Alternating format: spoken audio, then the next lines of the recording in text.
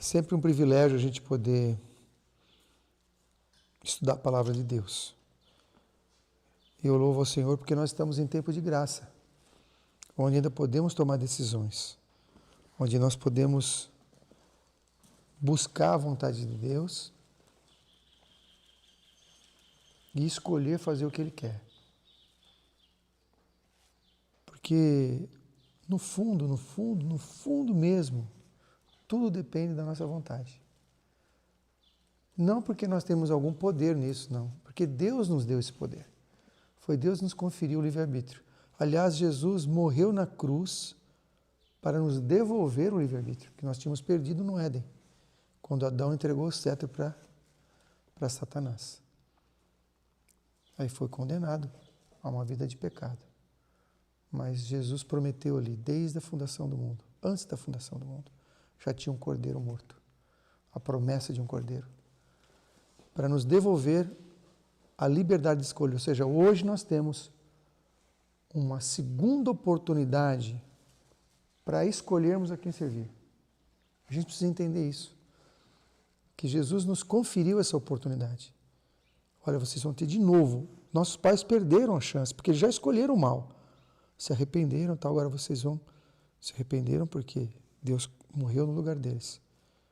Por isso que Adão e Eva não morreram no mesmo dia. Vocês já pensaram? Porque a palavra de Deus não muda. Ele falou, no dia em que dela comerdes, certamente morrereis.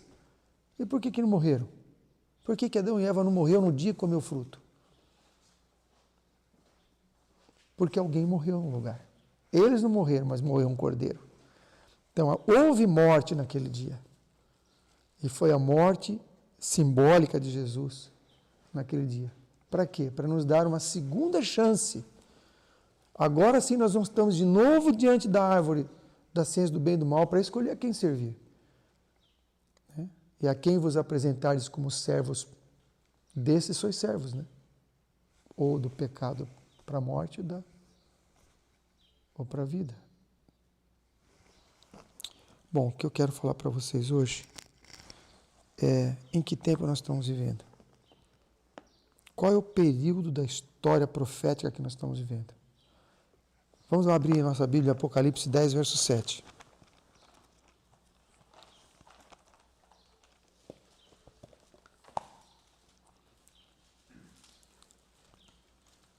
Apocalipse 10, verso 7. Fala de um mistério que vai ocorrer um pouquinho antes de ser tocada a sétima trombeta. A sétima trombeta, vocês sabem o que é, né? O que significa, o que acontece na sétima trombeta.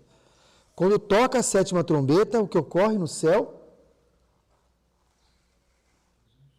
O que ocorre no céu? O incensário é lançado. Jesus lança o seu incensário. Sai do Santíssimo. Tira as vestes de sumo sacerdote e veste o quê? De rei vingador. Ou seja, acaba a graça. Jesus saindo do Santíssimo, termina a graça. Ele deixa de oficiar como sumo sacerdote e agora vem como rei vingador. Então, sétima trombeta, termina a graça. E o que acontece? Vamos ver o verso 7, 10 capítulo, Apocalipse 10, 7. Mas nos dias da voz do sétimo anjo, quando estiver prestes a tocar a sua trombeta, ou seja, um pouquinho antes de terminar a graça, está prestes a tocar a sétima trombeta, que é o fim da graça. Então, um pouquinho antes se cumprirá o mistério de Deus, como anunciou aos profetas, seus servos. Que mistério de Deus vai se cumprir um pouquinho antes do fim da graça? Nós cremos que estamos no fim da graça? Nossa, Ellen White falou que o tempo de graça se escoa rapidamente. Vários lugares ela fala que nós estamos, não tem data marcada para isso. Não existe profecia com data depois de 1844, não tem data. Mas nós sabemos que estamos pertinho do fim da graça. Então nós estamos vivendo nos dias da voz. Um pouquinho antes do sétimo anjo tocar a trombeta. E nesse tempo aqui está dizendo que se cumprirá o mistério de Deus. Qual é o mistério de Deus que vai se cumprir hoje nos nossos dias? Nós estamos vivendo esses dias. A gente precisa saber qual é o mistério que vai se cumprir nesses dias. Nós estamos fazendo parte dessa história. Será que a gente está dentro desse mistério? Tem que se cumprir em nós? Qual é a nossa participação no cumprimento desse mistério? Né? Então, qual é o mistério? Muito bom, irmã. Vamos ver com as palavras de Paulo em Colossenses 1. Colossenses 1, 26 e 27. Ela falou outro verso, mas é a mesma coisa. Colossenses 1, 26 e 27. Porque aqui fala a palavra mistério. Olha lá, Colossenses 1, 26 e 27. O mistério que esteve oculto durante séculos e gerações e que agora foi manifesto aos seus santos. Está falando a mesma coisa Apocalipse 10, 7. Olha, esse mistério que anunciou aos seus servos, os profetas, já é um mistério antigo, já está anunciado, é um mistério que está anunciado já desde antigamente. Ele esteve oculto durante séculos e gerações. Por que esteve oculto? E que agora foi manifestado aos seus santos. A eles, quem? Aos seus santos. Deus quis fazer conhecer quais são as riquezas da glória deste mistério entre os gentios. Qual é o mistério? Está escrito aí.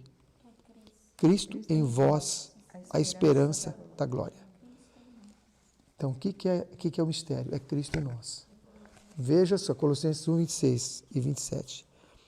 Veja só que interessante. Cristo em nós é um mistério. Mas por que ele só se cumpre agora? No finalzinho da graça. Por que ele não se cumpriu antes? Desde os apóstolos. Pô, Cristo está nas pessoas há muitos anos. Aliás, desde os antepassados, desde antes de Cristo já tinha o Espírito Santo, as pessoas já ouviam pelos símbolos, o cordeirinho, etc. Já existia conversão, já existia tudo. O processo era o mesmo. E os primeiros séculos depois que Jesus veio, sempre teve o Evangelho sendo pregado. Por que fala que vai se cumprir Cristo em nós, a esperança da glória, nos dias da voz do sétimo anjo, um pouquinho antes dele tocar a sua trombeta? Por que será que é só agora que vai se cumprir o mistério? Vamos entender isso lendo Hebreus 11, 39 e 40. Vocês estão acompanhando o raciocínio? Se tiver dúvida, por favor, pergunte. O que a gente souber responder, a gente responde. O que a gente não souber, a gente estuda mais, pede para Deus iluminar. Hebreus 11, 39 e 40. Hebreus 11, vocês sabem o que tem no capítulo de Hebreus 11. É o capítulo famoso, Heróis da Fé. Oh, mas fala tanta gente linda ali. Fala de Abel, fala de Moisés, de Davi, fala até de Raabe, fala de Jacó, de José. Pessoas que são ícones, né, da fé. Pessoas que são inspiradoras para nós, que nos inspiram, que as suas histórias nos fazem vibrar.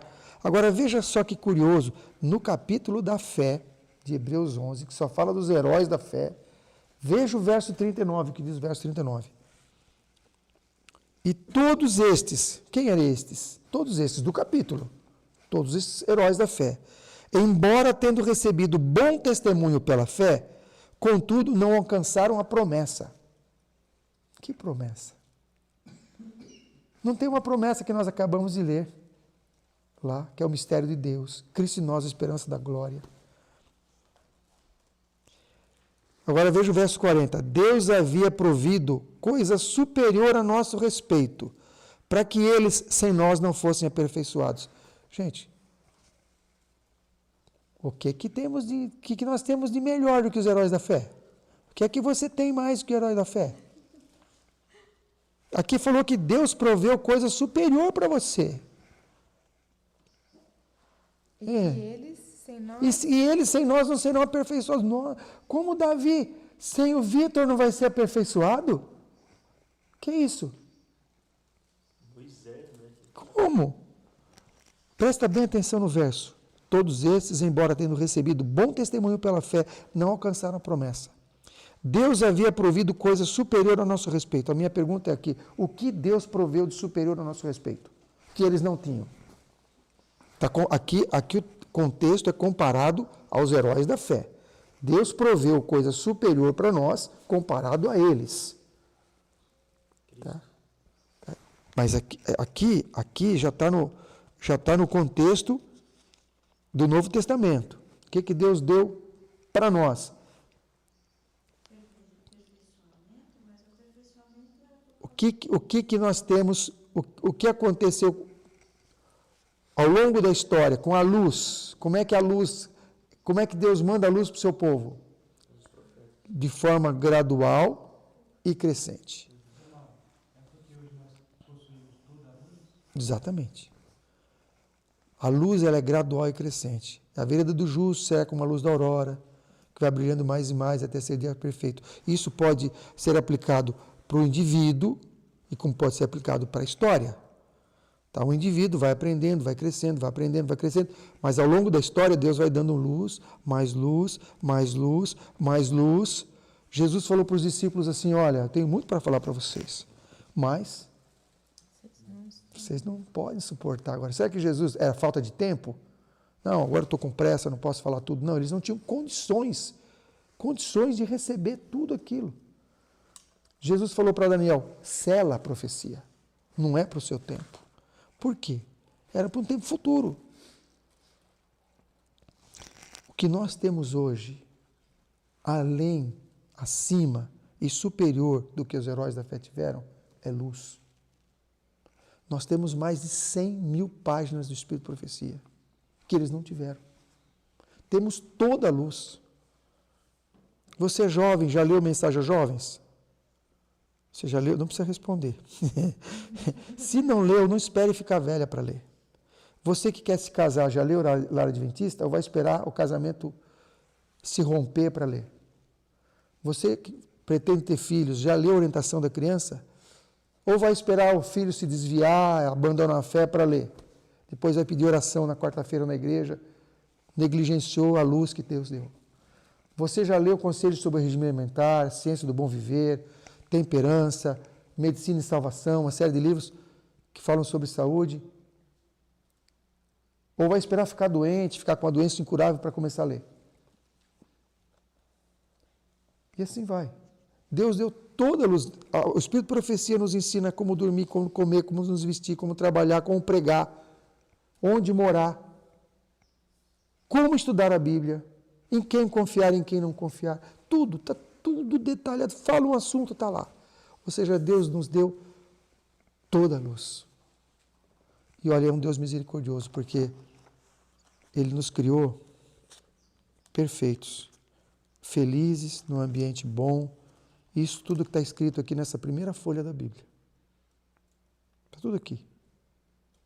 E isso tudo aqui, e mais as 100.000 páginas do Espírito de Profecia, é para ensinar a gente como voltar para esse estado aqui. Olha que Deus misericordioso, não é mesmo? Ele podia ter feito só uma segunda página. Olha, aqui estão os 10 mandamentos, quem cumprir vem para cá, quem não cumprir não vem. Está tudo resolvido. Mas Deus é misericordioso, Ele falou o que, o como, o quando, de que jeito, como é que, sabe, detalhou tudo, deu exemplos, fez até o coisa, pediu até para um profeta casar com uma prostituta, ter uma vida de cão, para poder mostrar para o povo a rebeldia. Gente, como Deus usou de tudo, para poder chamar a atenção do seu povo para o seu amor. Mandou Jesus para vir aqui em carne humana, em carne pecaminosa, para sofrer as mesmas tentações que nós, contudo sem pecado, nunca pecou nem por um pensamento.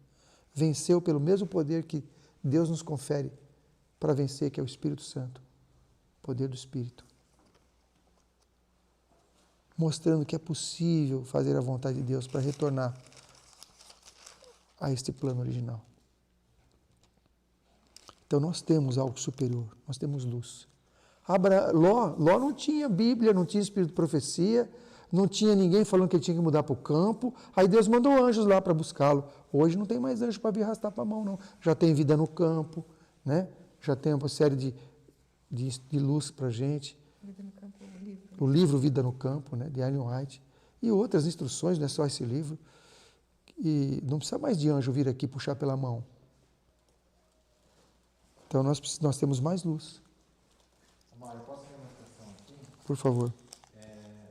Diz em Livro do Campo, página 30, tende pressa em preparar-vos, sempre que o poder de que os reis estão investidos se alia à bondade, é porque aqueles que está é porque aquele que está em responsabilidade está sob as ordens divinas.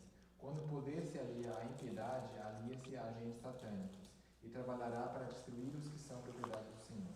O mundo protestante erigiu um sábado idólatra no lugar em que devia estar o sábado do Senhor e está andando nas pisadas do papismo. Aí então, depois que falou sobre a questão dominical que vai ser imposta, fala assim: por essa razão, vejo a necessidade de o povo de Deus se mudar das cidades para campos retirados, onde possam cultivar a terra e produzir sua própria provisão. O que é provisão? Comida. É a comida. Assim poderão criar os filhos com hábitos simples e salutares. Vejo a necessidade de se apressarem para terem todas as coisas prontas para a crise. Sim. Em outro texto diz, não façam como Ló, não sejam vagarosos como Ló. Entendeu? Então vamos voltar ao verso 40. Então Deus proveu coisa superior a nosso respeito. Nós entendemos que foi a luz. Nós temos toda a luz. Ellen White tem um trecho que diz assim que nós não podemos falar meu povo perece por falta de conhecimento. Nós não podemos mais usar esse texto hoje. Hoje o povo perece não é por falta de conhecimento, é por negligenciar e rejeitar a luz. Agora vamos ver o final do verso 40. Para que eles quem? Quem são eles? Não. Eles, sem nós. Os heróis da fé. Para que eles, os heróis da fé, sem nós, não fossem aperfeiçoados. Por que que eles não podem ser aperfeiçoados sem nós? Por quê? Por que que Davi, por que que José, por que que os heróis da fé aqui, Abel, Moisés, Noé, Enoque, não podem ser aperfeiçoados sem nós? Gente, eu pensava o seguinte, que quando chegasse no céu, eu queria correr, eu queria correr para Jonas, falar como é que foi estar 3 dias na barriga de um peixe, no fundo do mar. Depois eu queria falar com Davi, como é que foi aquela luta com o gigante. Gente, eu acredito que vai ser o contrário. Esse povo vai tudo correr para nós e falar, como é que foi viver na última geração? Como é que foi viver com toda a luz, na pior época da Terra, mais degradada? Gente, nós estamos na pior época da Terra. Mais degradada, 6.000 anos de pecado. Nós somos nanicos espirituais. Nós somos anões. Nós estamos ultra degradados, o pior. Você sabe que teve uma acusação contra Deus, várias acusações de Satanás contra Deus, e uma foi que os filhos de Adão não poderiam cumprir perfeitamente a lei de Deus. Essa acusação, Deus não pode refutar por Ele mesmo. Sabia disso? Você conhece a minha filha Mariana? Não. Ela toca flauta. Muito bem. Mas o Fábio vai dizer que ela não toca. E eu vou dizer que toca. E o Fábio vai dizer não toca. E eu digo, toca sim. O Fábio, não toca. Como é que a gente põe fim a essa discussão? Traz a Mariana aqui e fala, toca flauta. Se ela tocar flauta, acabou o argumento do Fábio. Satanás fala assim, os seus filhos não podem obedecer a tua lei, o Senhor é injusto, você deu uma lei acima do que eles podem suportar. Aí Deus falou, não, a minha lei é justa. Eu dei forças para ele suportar. Eu dou poder, eu dei a graça de Cristo, que é poderosa, o Espírito Santo, os anjos. Eu pus até uma promessa em 1 Coríntios 10:13, nenhuma tentação vos sobrevirá acima do que podeis suportar, antes com a tentação virá o escape. Não, eles não podem suportar, não. Eles vão cair.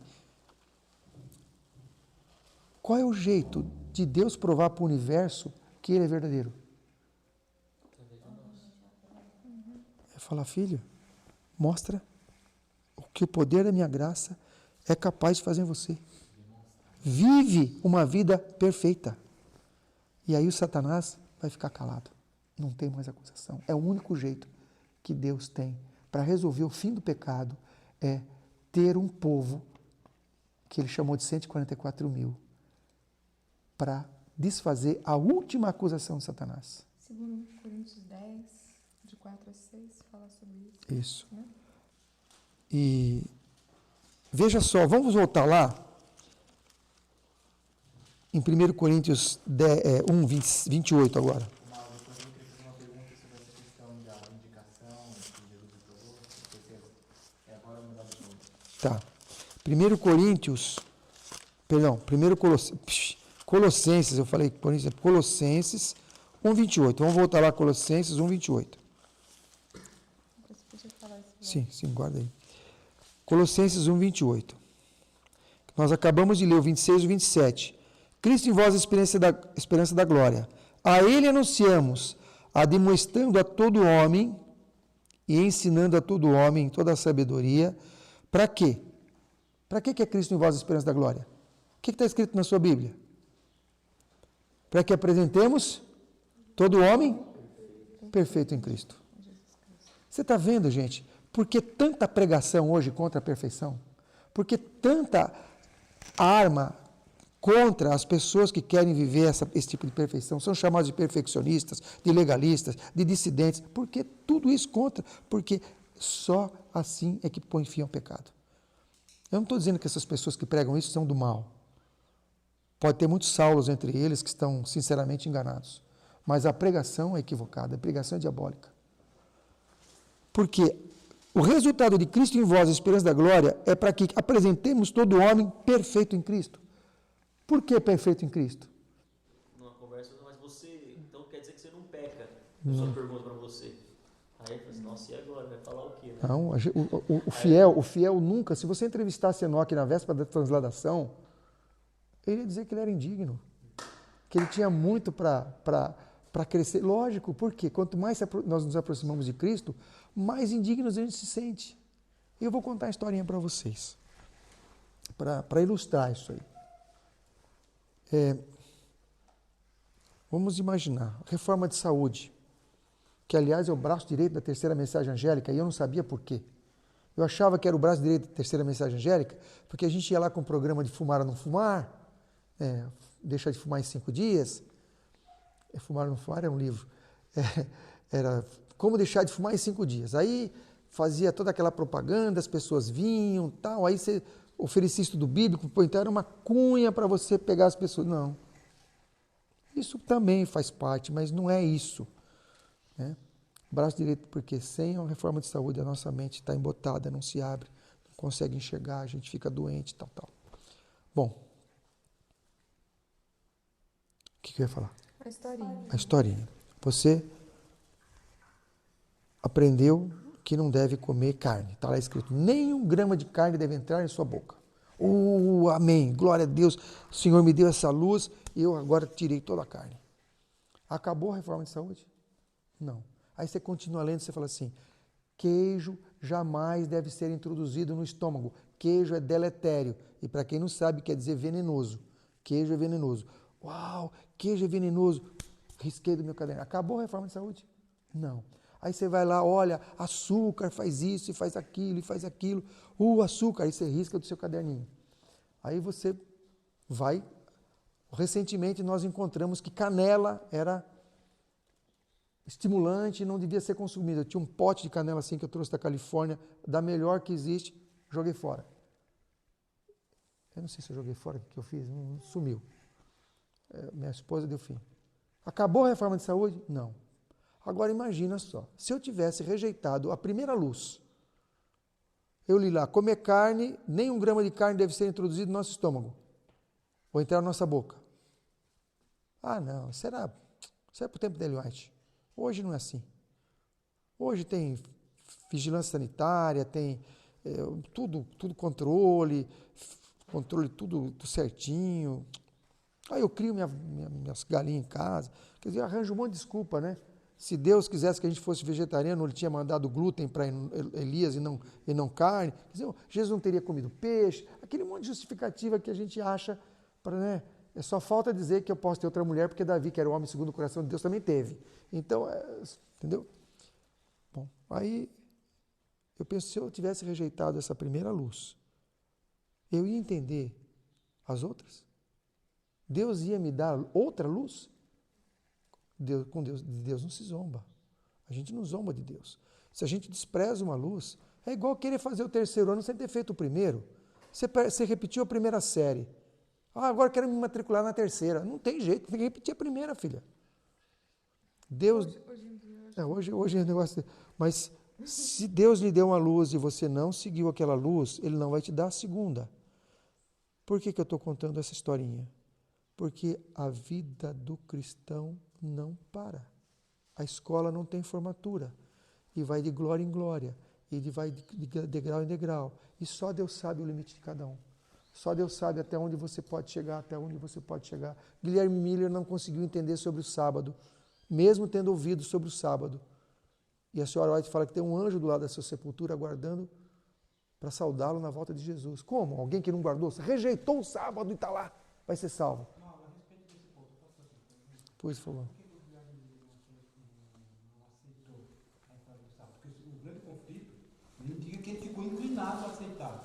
Mas qual foi o motivo? Houve influências, né? Teve muita influência sobre ele. Os melhores amigos que apoiaram ele na primeira Isso, e ele ficou confuso, ele não teve condições de... O Senhor é o juiz, não somos nós. Se Deus vai salvá-lo, é porque o Senhor viu sinceridade na vida dele. Deus não ia levar uma pessoa em rebelião. Estava isento de culpa. Por que Moisés matou o egípcio e Ellen White fala que o único pecado da vida de Moisés foi bater na rocha pela segunda vez? Por quê?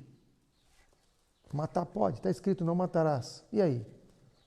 Se a Ellen White se equivocou, ela esqueceu esse textinho da vida de Moisés? Na verdade não foi ela, é o Espírito Santo que inspirou. Doutora, você que é advogada, Moisés foi um assassino, em primeiro grau, qualificado, culposo e doloso.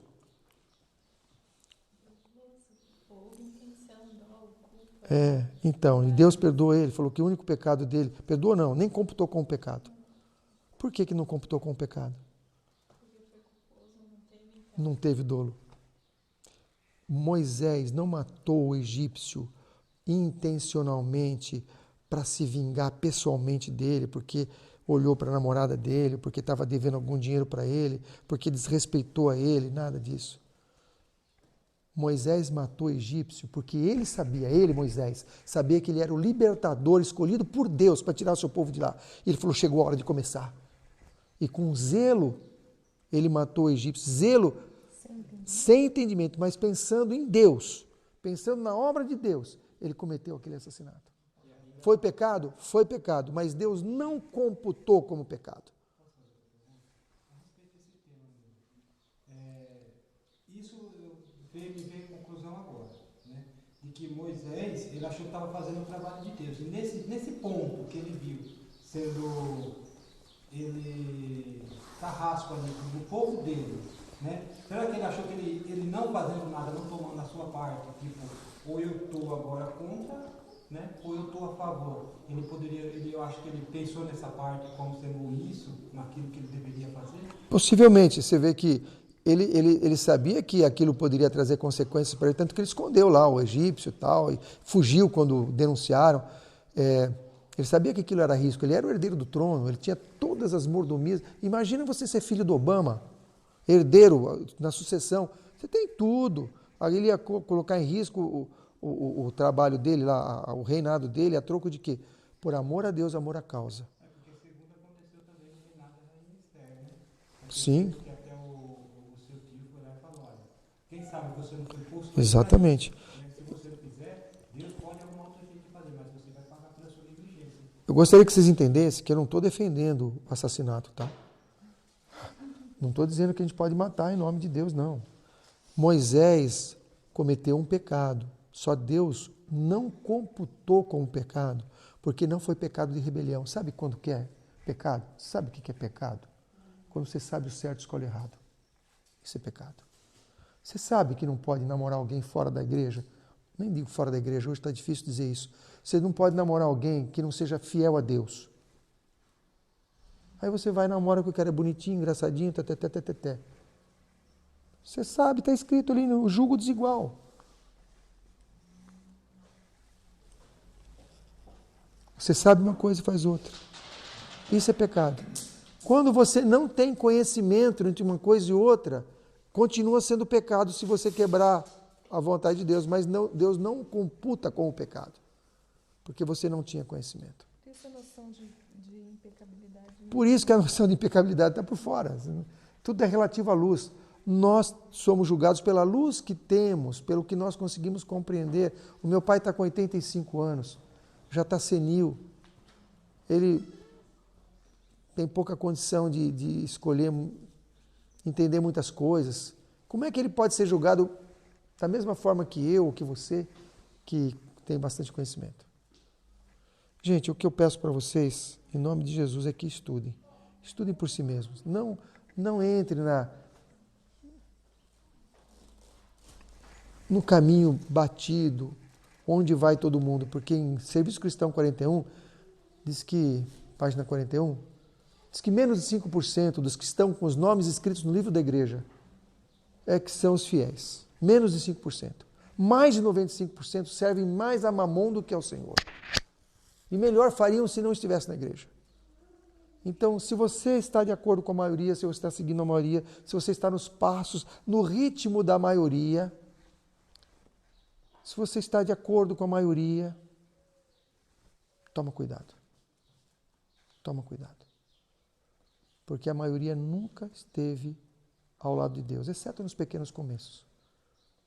Que o Senhor abençoe cada um de vocês. E a mim também. Amém.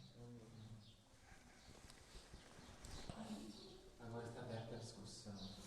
A fé de Jesus, aqueles que guardam os mandamentos, têm a fé de Jesus e mantêm o espírito de profecia. Então, a justificação pela fé, né? A guarda dos mandamentos, a lei, e a fé de Jesus é isso que a gente estudou aqui em Colossenses. Irmã, a sacudidura para o adventista é crer ou descrer do espírito de profecia. É isso que vai sacudir o adventista. Hoje está cheio de adventista sacudido. Não crê mais no espírito de profecia. Você acha que o sábado é prova para nós? Todos nós aqui aceitamos o sábado. A gente não vai no vestibular do sábado, não vai no trabalho no sábado. Fica dormindo o sábado todo para assistir filme à noite. Mas não vai numa prova nem amarrado. Entendeu? Mas por que ele continua na igreja? Ele é sacudido, mas não foi sacudido. Ah, mas quem disse que o sacudido vai sair da igreja física? O sacudido sai da igreja de Deus, que são os seus fiéis, o menos de 5%, aquele pouquinho, o restinho. Da igreja invisível. Por que fica na igreja? Porque é interessante Satanás ter ele ali. Ele trabalha para Satanás, atrapalha, é irreverente, critica, arruma confusão, faz de conta que é cristão, leva os outros para mornidão junto com ele, dá mau testemunho fora, entendeu? Baixa o nível para achar que é normal. Por que Abraão teve que sair de Ur dos Caldeus, onde era uma cidade adventista do sétimo dia? Ur dos Caldeus era uma cidade adventista do sétimo dia. Deus falou, sai daí, sai daí que aí não dá para criar o herdeiro da promessa. Vai lá pro mato, longe da mornidão. Lá vai perto dos pagãos. Foi perto dos pagãos, porque a diferença é tão gritante que você recua. Quando a diferença é pequena, você acaba se misturando. É a história de cozinhar o sal. Se eu tocar funk na igreja, provavelmente todo mundo se levanta em protesto. Mas se eu tocar uma baladinha gospel, todo mundo vai gostar. A maioria vai gostar e vai engolindo. E aí eu vou pondo mais outros ritmos, mas dali a pouco a coisa vai fervendo o sapo. Entendeu? Se eu choco com uma coisa, se eu mato criança, boto nos braços de Moloque, não, vamos só assim, vamos fazer um cultinho mais moderno, uma coisa, um JA na beira da piscina, que nem eu vi uma propaganda num site aí, JA na beira da piscina, as meninas tudo de biquíni, JA de sábado à tarde na beira da piscina, vamos cantar louvores aqui, não tem condições. Essa é uma pergunta que normalmente a gente costuma escutar, né? Que é o mesmo que aconteceu com os judeus, né? no tempo do cerco de Jerusalém. Que eles não iam se entregar porque eles tinham fé que aqueles eram o povo de Deus, que não era certo que Deus iria se livrar, né? Que Deus iria intervir. E o mesmo, isso eu já tenho, porque eu mesmo já escutei, falo, mas essa é a igreja de Deus. Deus não vai deixar que ela acabe. A igreja de Deus não é parede, a igreja de Deus não é um CNPJ, a igreja de Deus são seus fiéis. Quando os hebreus estiveram diante da estátua de Nabucodonosor, quem era a igreja de Deus? 3 pessoas. Quando veio o dilúvio, quem era a igreja de Deus? 8 pessoas. E olhe lá. Tinha um ali que Mas nesses cativeiros existiam mais judeus entrar também com ele. Sem dúvida. Então, Sem dúvida. Sem dúvida. Sem dúvida. Então a igreja de Deus tem que entender o seguinte. Jesus falou assim, olha, nós plantamos trigo, como é que nasceu o joio? Jesus explicou, é que veio o inimigo à noite e semeou o joio. Onde está o joio?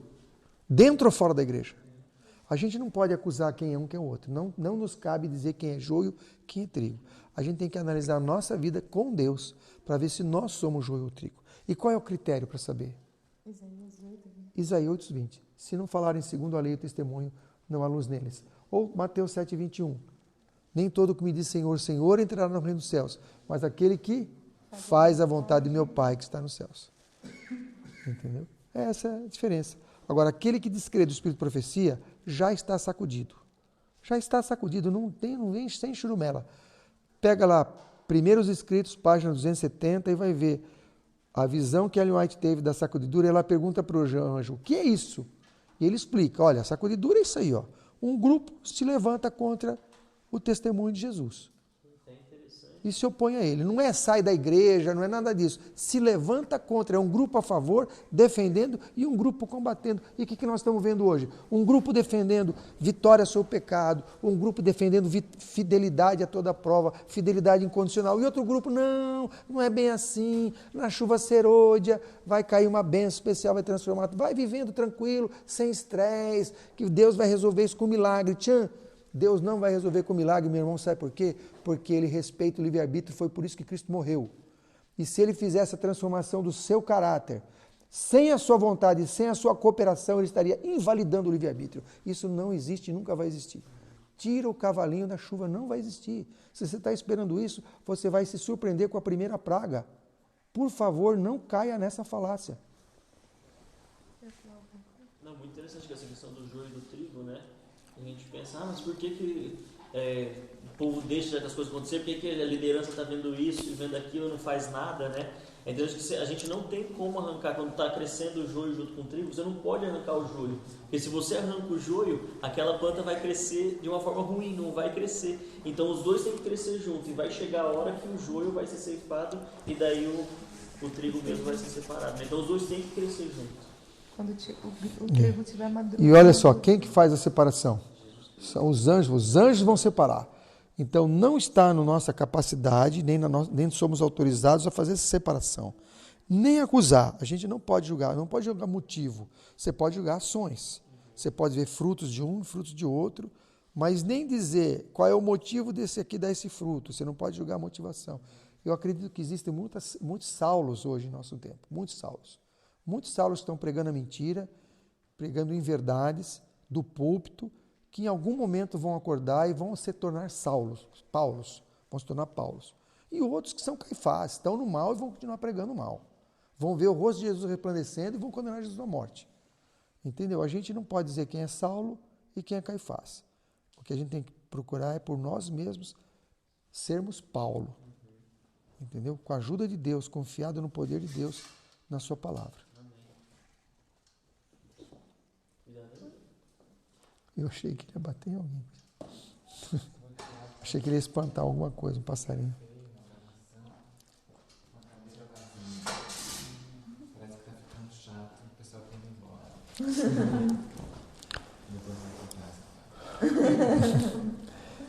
Então, hoje eu tenho ficado muito triste, sabe, quando eu vejo alguns pregadores assumindo nossos púlpitos, onde a gente deveria defender a verdade, defender a honestidade, defender a santidade, defender a fidelidade, estão subindo lá para defender o pecado. Eu nunca imaginei que eu fosse viver para isso. Para defender o pecado. Não, vamos pecar sim. Não é possível viver sem pecar. Mas a gente está defendendo o diabo. Eles têm medo do extremismo. Sim. Olha, o medo do extremismo, a gente não precisa ir para a mornidão. A gente tem que ir para Cristo e pedir sabedoria. Eles pervertem a Bíblia, porque eles usam, por exemplo, até aquele texto, já viu um argumento desse daí que é assim, meu Deus do céu, você fica abismado. Onde abundou o pecado, superabundou a graça. Ou seja, Então eles falam, não peque, porque quando você peca, você tem a graça de Deus. Eu escutei essa pregação e escrevi para esse pregador que falou isso, eu não quero citar o nome dele, eu escrevi para ele, e ele escreveu assim para mim: não faça mais nenhum comentário a respeito das minhas pregações. Aí eu fiz um segundo comentário e ele me deletou do Facebook. Entendeu? Então quer dizer que, para mim ter a confirmação da minha salvação, eu devo pecar mais. Não, para você ter a graça de Cristo, você precisa pecar. Mas quanto mais eu peco, mais eu não serei salvo, mais será confirmada a minha salvação. Você quer ver Isso é uma perversão. Você quer ver um argumento? Você quer ver um argumento também que é muito esquisito? É o seguinte: tem coisas que nós não conseguimos fazer. Esse é o argumento que eu não concordo, tá? Tem coisas que nossa natureza nos leva a fazer, que está fora da nossa capacidade, e Deus entende. Deus entende que a gente não consegue obedecer tal coisa. Então Ele supre essa deficiência. E eu falei: tudo bem, irmão. Supre a deficiência como? Com a graça? Com a graça. Tudo bem. Como um dom. Assim. Tudo bem, pessoa. Tudo bem, irmão. Não era um irmão, mas tudo bem. E se eu falar para o senhor que a minha incapacidade é de dar o dízimo? Eu não consigo dar o dízimo. Então Deus supre essa deficiência e eu posso ficar sem dar o dízimo e tá... Não, aí não. Como aí não? Aí não, aí sim. Quer dizer, mentir eu posso mentir, adulterar eu posso, sim, mentalmente, fisicamente tenho punição. Mas alimentar errado eu posso, porque eu não consigo. Não dá para o campo, não. Eu posso morar na cidade porque eu não consigo. Agora, a minha deficiência é dar o dízimo. Estou falando isso, ilustração, hipótese, é uma parábola, não é verdade. É só para ilustrar a que ponto chega.